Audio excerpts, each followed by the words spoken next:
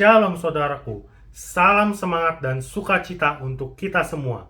Hari ini saya akan menyapa kita dengan firman Tuhan yang saya beri judul Orang Miskin Tapi Berbahagia, dengan nats Alkitab yang terambil dari Matius pasal 5 ayat 1-3 dikatakan, ketika Yesus melihat orang banyak itu, naiklah ia ke atas bukit, dan setelah ia duduk, datanglah murid-muridnya kepadanya.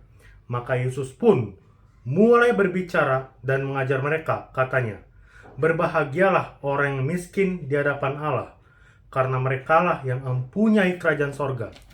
Saudaraku, nats di atas merupakan bagian dari perikop khotbah di bukit.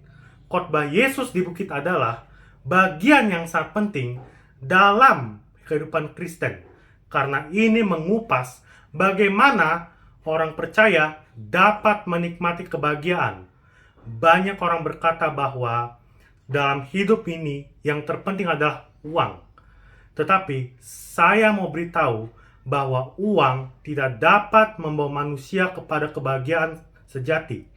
Itulah sebabnya ada nama-nama besar seperti Elvis Presley dan Marilyn Monroe yang mengakhiri hidupnya dengan bunuh diri melalui obat-obatan sehingga overdosis. Mengapa? Karena uang tidak dapat memberi mereka kebahagiaan. Kalau kita mencermati nats ini, maka dikatakan pada ayat 1, ketika Yesus melihat orang banyak itu, naiklah ia ke atas bukit. Dan selanjutnya pada ayat 2 dikatakan, maka Yesus pun berbicara dan mengajar mereka. Saudaraku, ucapan Tuhan Yesus tentang berbahagia kepada orang miskin ditujukan kepada orang banyak. Maksudnya kepada semua orang, kepada saya, kepada kamu, dan kepada kita semua saat ini. Yesus menyampaikan di atas bukit sebagai gambaran kepada kita bahwa pesan ini untuk diberitakan agar semua orang mendengarnya. Saudaraku, banyak orang menyesal karena keadaannya miskin. Mereka beranggapan karena ia miskin, maka dia akan menderita, susah, dan hidup dalam tekanan yang terbesar.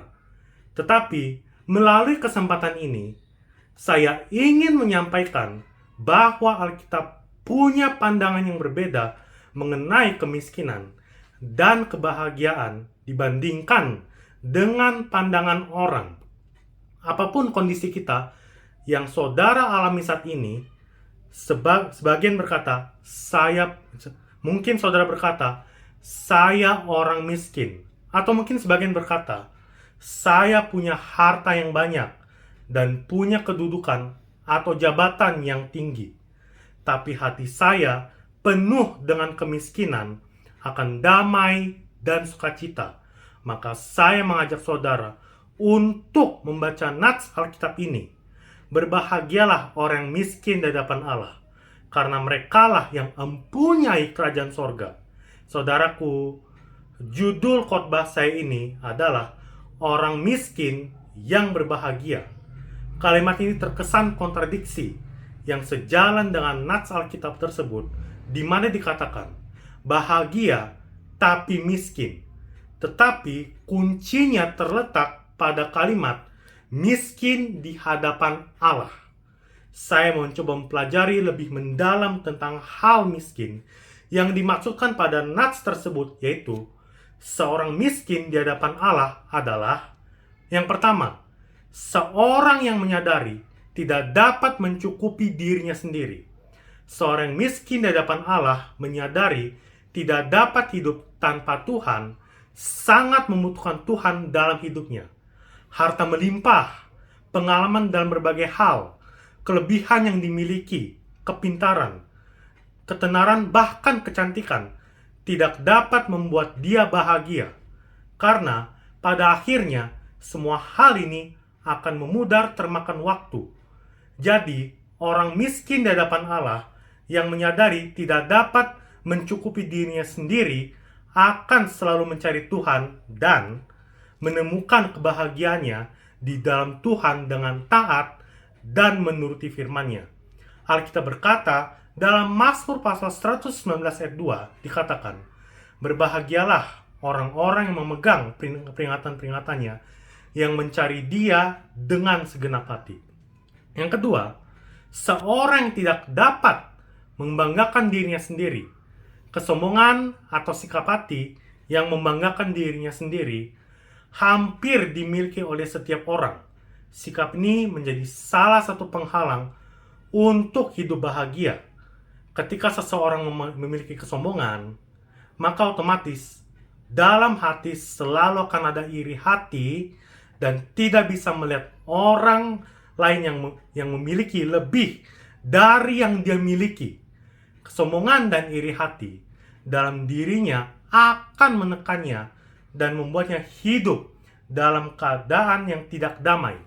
Jadi, seorang miskin di hadapan Allah adalah yang tidak membanggakan dirinya sendiri dan tetap menyadari bahwa hidupnya adalah anugerah Allah. Paulus berkata dalam 1 Korintus pasal 15 ayat 10a dikatakan, "Tetapi karena kasih karunia Allah, aku adalah sebagaimana aku ada sekarang, dan kasih karunia yang dianugerahkannya kepadaku tidak sia-sia." Yang ketiga, yang terakhir, seorang yang siap dan rela melakukan apa saja untuk mencukupi kebutuhannya. Kadangkala kita terlalu sibuk mengerjakan berbagai hal untuk mencukupi kebutuhan kita sehari-hari dan tidak menyadari bahwa ada upah besar dari Tuhan untuk ketaatan kita.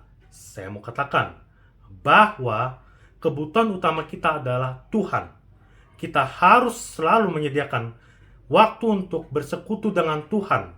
Di sisi lain, seorang yang miskin di hadapan Allah akan selalu siap dan rela menerima berbagai kondisi.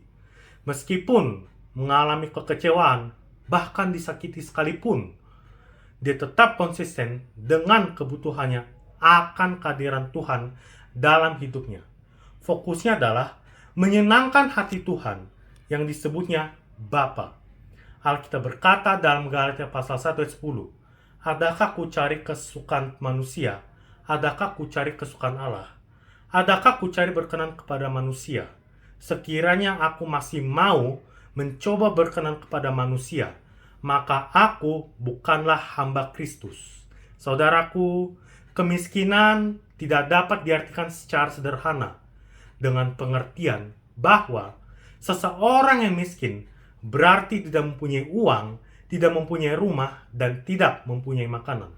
Tetapi nats ini memberitahu kita bahwa kemiskinan bisa diartikan miskin di hadapan Allah, yaitu seseorang yang menemukan ketenangan, damai, dan sukacita ketika dia menyadari bahwa hidupnya bergantung kepada Tuhan dan fokus dari seluruh kehidupannya adalah menyenangkan hati Tuhan. Inilah yang saya maksud orang miskin yang berbahagia. Ketika kita mengalami suasana hati yang tenang, damai, dan sukacita, maka kita adalah orang yang berbahagia. Alkitab berkata, "Tetapi carilah dahulu kerajaan Allah dan kebenarannya, maka semuanya itu akan ditambahkan kepadamu. Sebab itu, janganlah kamu khawatir akan hari esok, karena hari esok mempunyai kesusahannya sendiri. Kesusahan sehari cukuplah untuk sehari." Saudaraku, tetap semangat, tetap sukacita, dan Tuhan akan selalu memberi kita kekuatan baru. Tuhan Yesus memberkati kita. Haleluya, amin.